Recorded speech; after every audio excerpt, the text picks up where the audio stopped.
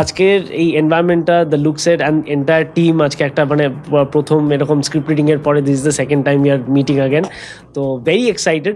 এদের সাথে এবার কিন্তু আরো অনেক দারুণ মজার নতুন চরিত্ররা আছে। অনিন্দ্য চ্যাটার্জি আছেন এক নতুন চরিত্রে, দারুণ মজার চরিত্রে। এর আগেও যা যা আমি অভিনয় করেছি সেই অভিনয়ের একটা কন্টিনিউটি আমার রয়েছে। এখানেও আমাকে ধুতি পাঞ্জাবি পরতে হবে। এই ধুতি সামলানো আর একই সঙ্গে অভিনয় সামলানো, এই দুটো বেশ শক্ত ব্যাপার।